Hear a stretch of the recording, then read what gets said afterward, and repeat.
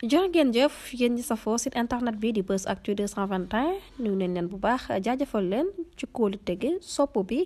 ak topp bi nga xamante ne rek yi nag ñu koy topp bu leen fàttee abonné di bës cloche de notification yi ngir mën a am yeneen i info dellu soit ak yéen seen actualité defal leen lu ñuy wax round-up de l'actualité tey le président de la République du Sénégal di son excellence Bassirou Diomaye Diakhar Faye ak njiitu jëriñam Ousmane Sonko am benn at ci boppu réewum Sénégal xam ngeen ne ci atum mars 2024 lañ leen faroon ñu doon njiitum réew tey nag mën nañ wax maanaam li nga xam ne moom mooy bilan à mi-parcours xam ngeen ne ñi nga xam ne ñoom ñooy kuje gi ñoom amal nañ seen bilan à mi-parcours ba noppi parce que ñoom jàpp nañ ne lii nga xam ne moom mooy Sonko ak Diomaye la ñu amalagum si bu ñu toogee ci réew mi ba léegi at bii nga xam ne dafa gum nañ ko ci réewum Sénégal daal maanaam lépp daal dara baaxu si ñoom ñu ngi salfaañe lépp li nga xam ne dafay jëm ci lu ñuy wax liberté yi ñu ngi salfaañe démocratie bi ñu ngi delloo réew mi ginnaaw mooy maanaam dañoo gën a dugal réewum Sénégal ci guuta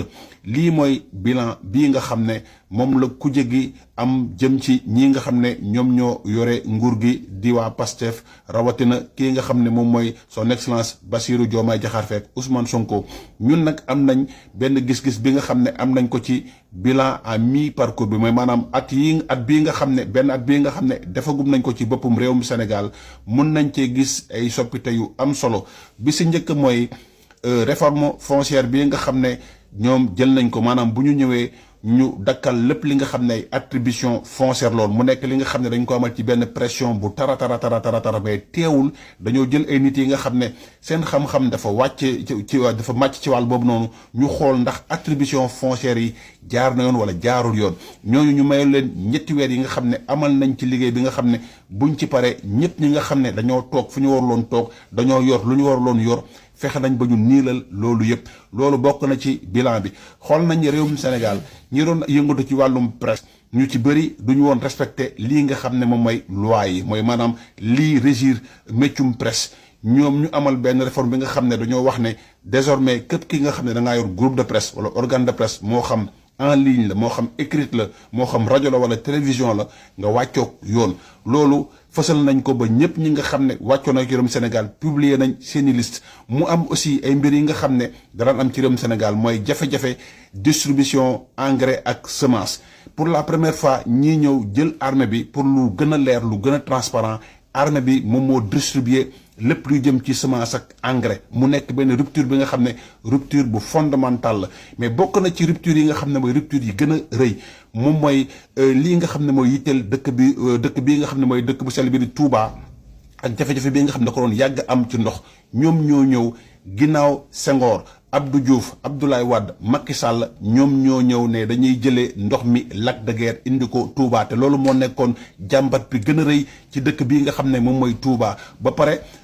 lii nga xam ne aussi moom mooy justice bi ba tey si ngoon kenn mënul wax ne ñoom dañuy dugal seen loxo ci justice bi comme ni ñu ko doon gisee saa su nekk ndaxte ñii nga xam ne ñoom ñooy ay journalistes ay chroniqueurs ay opposants tey la seen dangar gën a yéeg maanaam bu njëkk jamonoy président Macky Sall nit bu yëkkati woon kàddu boo ŋaangee balaa ŋaangee police jël la teg la loxo tey ñii ci réewum Sénégal la ñuy gis ay chroniqueurs yi nga xam ne dañuy nekk ci ay médium yu siiw di yëkkati ay saaga yu diis mooy maanaam ay wax yi nga xam ne fa mu gën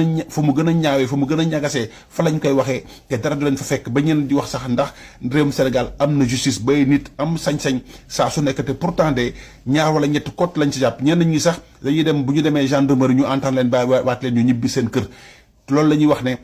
justice réewum Sénégal wala droit dañ koy salfaañe ñëpp a ngi xaar lu ñuy wax reddition des comptes maanaam ñii nga xam ne la ñu wax ne ñoom mooy détournement yu bëri yi nga xam ne jot nañ koo dégg boobu ba léegi askan baa ngi taaxirlu maanaam ñu layoog yoon te mbir yi Sénégalais yu bëri dañoo jàpp ne loolu dafa yéex donc lii nga xam ne moom mooy bilan à mi-parcours am na ay mbir yu bëri yi nga xam ne ñoom ñu ngi koy teg te du ma nekk fii di ko lim parce que su ma koy lim duñ fi jóge mais ñii nga xam ne daal ñoom ñooy ku jege jàpp nañ ne defuñu fi dara lu baax man ma jàppale am nay jéego yi nga xam ne ñu ngi koy teg mu nekk ay pas de géant yi nga xam ne loolu rek day war a ne yi bu ñu amaatee beneen at dina am yeneen jéego yi nga xam ne ñoom nañ ko teg maanaam ci lii nga xam ne moom ay changement systémique de rupture bi ñoom teg nañ fondamentaux yi mooy maanaam teg nañ base rupture yi nga xam ne foofu la ñu war a jëm ci juróomi at yi ñu jëm ma jógee foofu nag ñëw ci AS waxoon naa leen ne AS jamono ji ñu ngi cay jafe-jafe yu tar ndaxte ñoom li lay tax ñuy du mooy raison sécuritaire mooy xeexum terrorisme te terrorisme boobu noonu chaque jour mu ngi monter en puissance. réewum Niger dund na benn song bi nga xam ne song bu métti la ndaxte bi yoon ab jàkk lañ song ci weeru koor faat fa lu mot presque 44 personnes yi nga xam ne ñàkk nañ seen bakkan ba président Abdourahmane Tiani dafa obligé décréter ñetti fan yi nga xam ne deuil national lay doon. léegi nag su ma jógee ci actualité AS bi nga xam ne yaatali mu ngi ci YouTube bi dama koy tëjee lii nga xam ne moom la àdduna yëpp di xaar mooy waxtaan yi nga xam ne moo nar a tukkee ci diggante. réewum fédération Russie réewum Ukraine ak réewum Amérique ginnaaw bi nga xamee ne